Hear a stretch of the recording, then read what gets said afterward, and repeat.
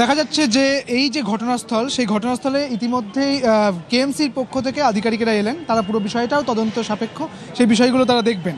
এই মুহূর্তে একাধিক পুলিশ আধিকারিক সেখানে রয়েছেন। তমগ্ন ঘোষ তাকেও দেখা যাচ্ছে, বিজেপি নেতা তাকেও এখানে দেখা যাচ্ছে, এবং এর আগে একাধিক মন্ত্রী তারা কিন্তু এই ঘটনাস্থলে এসেছিলেন। একদম মর্মান্তিক এই ঘটনা, মর্মান্তিক এই অগ্নিকাণ্ড, যেখানে আরও ভয়াবহ 9 জনের মৃত্যু। তার চেয়েও গুরুত্বপূর্ণ, এখান থেকে ঢিল ছোঁড়া দূরত্বে কিন্তু দমকলের যে হেডকোয়ার্টার রয়েছে সেই হেডকোয়ার্টার, এবং সেখান থেকে 4টে ইঞ্জিন আসে, এবং তারপরেই 9 জনের মৃত্যু এবং 80 জনকে উদ্ধার করা গিয়েছে বলে এখনও পর্যন্ত জানা যাচ্ছে। প্রত্যক্ষদর্শীরা তাদের মর্মান্তিক অভিজ্ঞতার কথা বলছে, ভয়াবহ সেই অভিজ্ঞতা দেখাবো, পরপর শোনাবো। প্রত্যক্ষদর্শী তারা কি বলছেন, আবাসিক যারা এখানে ছিলেন তারা কি বলছেন, শুনুন। कुछ नहीं है, फायर एग्जिट कुछ नहीं है, कुछ है ही नहीं तो कहाँ से बचेगा। We don't have anything in the building. Hotel वाले कुछ करना नहीं मांगते हैं। मेरा रेसिडेंस है इधर दीदी, मैं रहती ही यहाँ पे हूँ। यहाँ पे तो बहुत सारा होटल भी है, सबका परिस्थिति एक ही है। ऑब्वियसली सब एक ही हालत में रह रहे हैं, कोई कुछ करना नहीं मांगता है। कम्युनिटी के मेंबर्स जो हैं बिल्डिंग के, वो लोग को सोचना चाहिए।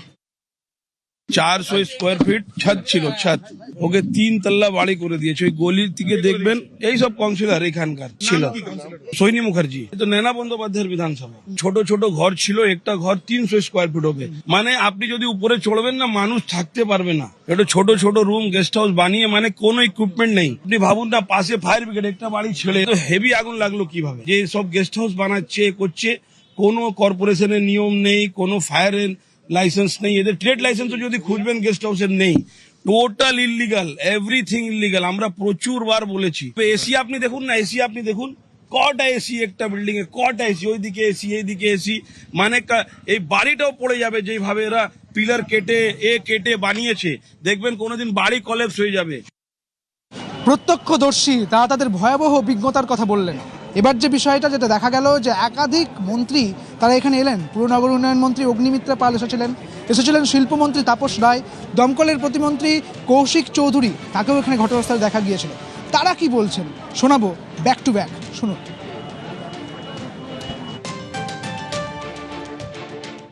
একটা এসি চালানোর কথা 10টা এসি চালাচ্ছে। সিএসসি কি করে পারমিশন দিয়েছে? ফায়ার লাইসেন্স কোথা থেকে পেয়েছে?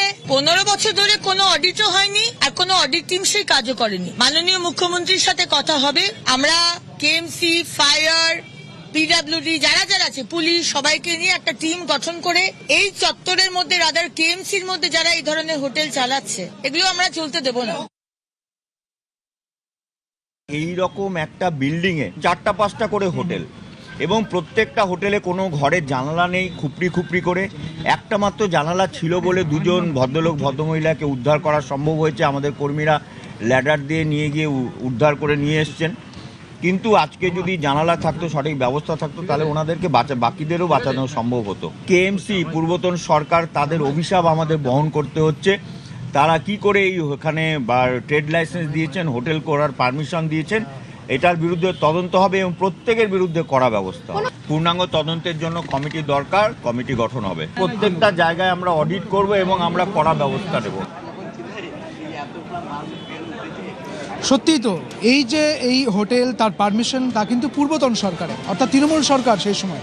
অর্থাৎ এই নতুন সরকার আসার পর, রাজ্যের পালা বদলের পর নতুন সরকার, সেই নতুন সরকার আসার পর একাধিক জায়গায় অগ্নিকাণ্ডের খবর যেরকমভাবে দেখা গেল তারাপীঠে, পরবর্তী ক্ষেত্রে আজকে ফ্রি স্কুল স্ট্রিট অর্থাৎ কলকাতাতে।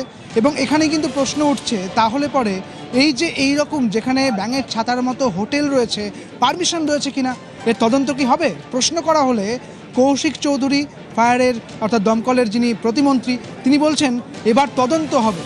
এমনটাই কিন্তু পুরনগর উন্নয়ন দপ্তরের যিনি মন্ত্রী অগ্নিমিত্রা পাল, তিনি কি বললেন, এই যে হোটেলের বাইরের দিকে তারের জালিকা, সে নিয়ে বিদ্যুৎ দপ্তরের সঙ্গে কথা হয়েছে, তারা এর তদন্ত শুরু করবে, অর্থাৎ এবার তদন্ত হবে।